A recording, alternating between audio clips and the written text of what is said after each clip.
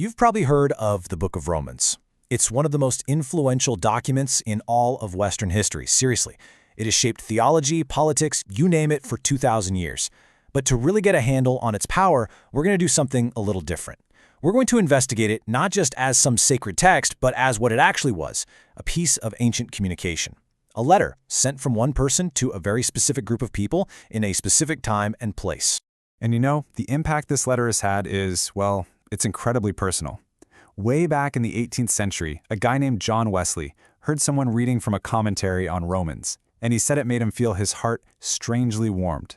Think about that. This single letter had a profound, totally life-changing effect on him, centuries after it was first written. So that's the big question, right? How? How could a letter written on papyrus and shipped across the Mediterranean Sea 2,000 years ago still have that kind of punch?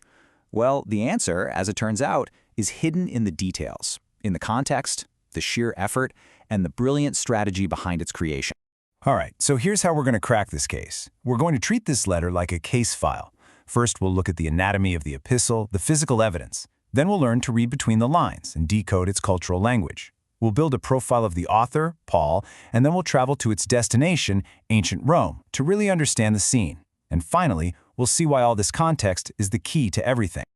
Okay, first up, forensics. We're going to analyze the physical properties of this letter, because when you put it side by side with other letters from that time, you realize right away this was not your average piece of mail. Okay, so the first thing that just jumps out at you is the sheer scale of this thing. Just look at this. The average personal letter that we found on papyrus from this era, about 87 words, kind of like a long text message. Even the famous Roman orator Cicero, known for being wordy, averaged just under 300 words. And Paul's letter to the Romans, over 7,000 words. This wasn't a casual note. It was an absolute beast of a project. And this wasn't just about time, even though it probably took over 11 hours just to dictate to a scribe. Scholars have estimated that the cost for the papyrus, plus the scribe's labor, would be the equivalent of over $2,000 today. That is a massive financial commitment. So right away, that tells us Paul was tackling a problem so big, he thought the solution was worth a small fortune. Okay, so we've seen the physical evidence. We know this letter was a huge deal. Now let's dig into the text itself to read between the lines and decode the cultural shorthand the author was using, a kind of code his original audience would have picked up on instantly. And to do that, we can use a cool concept from linguistics called relevance theory. It's actually a really simple idea that all good communication relies on shared context. If I say 9/11, you know exactly what I'm talking about without me having to explain the whole thing. We use this kind of shorthand all the time. Well, Paul did too, and to get Romans, we have to uncover the shorthand his audience already knew. And here's a brilliant example of this right in the first sentence. The standard way to open a letter in Greek was with the word kairein, which just means greetings. But Paul does a little switcheroo. He uses the word charis, or grace, which sounds similar but is packed with theological meaning. Then he adds irene, the Greek word for peace, which is also the direct translation of the standard Jewish greeting, shalom. Bam! Right from the get-go, he's weaving Greek and Jewish culture together in a single phrase. But wait, he doesn't stop there. He takes it a step further. He says this grace and peace come from God our Father and the Lord Jesus Christ. Now, in the ancient world, a formal greeting wasn't just a hello, it was a blessing that called on a divine source. So by putting Jesus right next to God the Father as the source of this divine blessing, Paul is making an incredibly powerful statement about Jesus' status before he even gets into his main argument. It's subtle, but it's genius.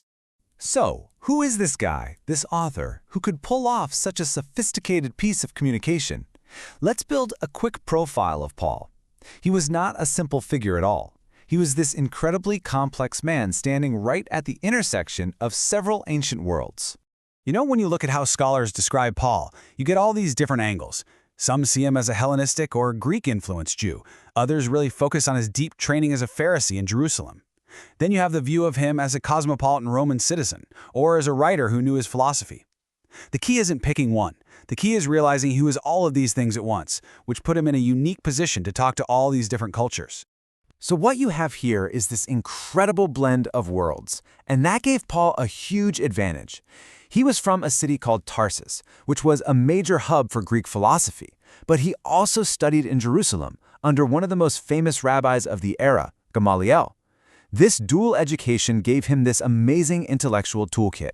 It meant he could argue complex theological ideas using the language of both Jewish scripture and Greco-Roman philosophy. All right, so to really get the why behind this massive, expensive, and brilliantly written letter, we have to travel back in time. We need to reconstruct the scene of its arrival. The sprawling, chaotic, politically charged city of Rome right in the middle of the 1st century. I mean, try to picture it, a sprawling city of 1 million people, by far the biggest metropolis in the entire Mediterranean world. And living inside this megacity was a pretty big Jewish community, maybe up to 50,000 people. Most of them were poor, living in these crowded apartment blocks across the Tiber River. It's into this complex, multilingual, and really socially divided environment that Paul's letter is about to land.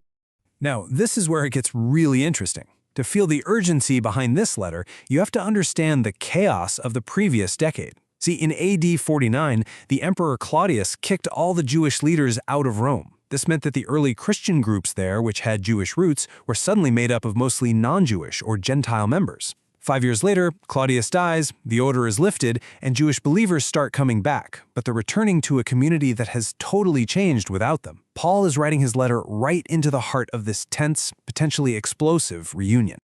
Okay, so let's pull all these threads together. We have a letter that was huge and expensive. It was written in this carefully blended cultural language, it was by a multicultural author, and it was sent to a city in the middle of some serious social turmoil. Why does all of this background matter so much? It matters because it shows us that Romans isn't some dry, abstract theological textbook. Not at all. It's a masterclass in practical, hands-on guidance. Paul is taking his huge theological ideas about grace and faith and law, and he's applying them directly to a very real problem in Rome.